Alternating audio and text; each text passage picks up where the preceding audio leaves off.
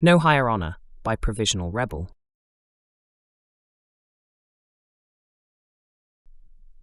The damned Reshan's allies were a great concern to the Grand Elder, but one that was finally to be brought to heel. He scratched at the scar across his right eye absently.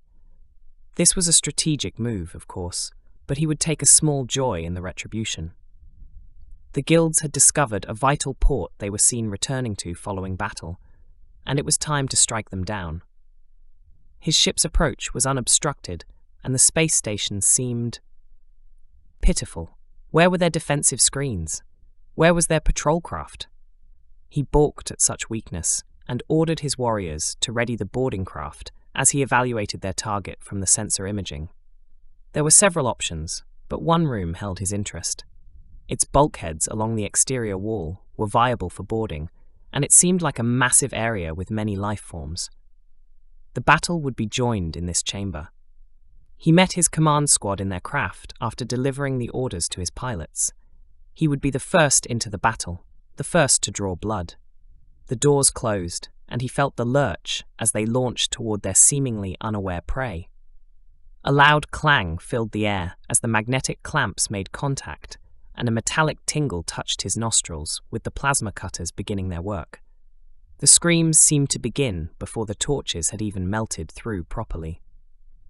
He could hear their anguished cries vibrating through the bulkhead, and it brought him much satisfaction. "Vengeance for the Atreus campaign, brothers! No prisoners! No prisoners!" His men cried out in a discordant answer. Then, in a flash, the ramp was down and the battle was joined. Although quickly, he felt cheated. These were certainly the enemy he had fought before, but they were wrong. Far too weak. Many struggled to even rise from their beds before his warriors began to cut them down. Where was the Order of the White Hats? This thought was quickly put aside as a laser burned a hole into his armored shoulder before he could dive for cover. He called for his men to return fire, and it was a simple thing. The enemy was apparently unarmored and seemed to only be armed with a sidearm. His chest burst with the first detonation. He scanned over the room, absently firing as targets began to flee. There were seemingly 100 beds, all surrounded with complex machinery of some kind. He pondered this strange place for a moment, but remembered himself. Bloodlust was not his place here. He was to command, not give in to savagery. He began to give orders to his men as the large chamber emptied of living prey. Some escaped into passageways, but many had died screaming in their beds. Though it was not long until he had exactly the fight he had been expecting, if not from the same warriors he wanted. His men began to meet more resistance as they strayed from the chamber.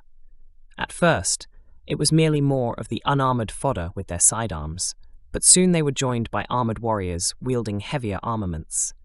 His casualties began to mount quickly, but it appeared that the enemy lost their reserves almost immediately, if they had any to begin with. It was disappointing.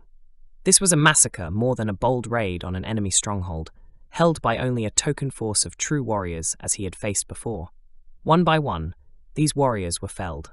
His men then began to sweep over the rest of the station, reaping their bounty from the defenseless drones. As soon as he had a moment, he inspected a handful of the armored corpses.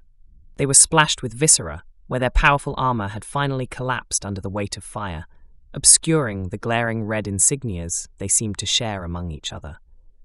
Crossed lines, slim curves, among others on white shoulder plates, these must be other orders, like the white hats he had faced before.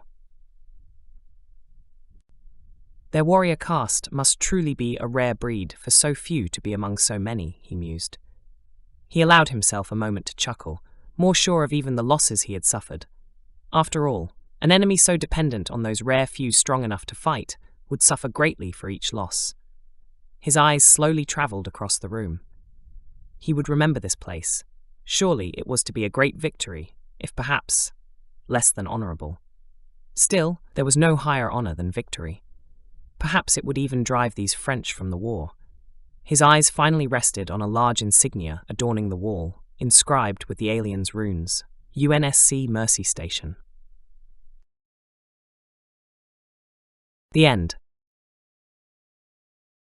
Like and subscribe for more content.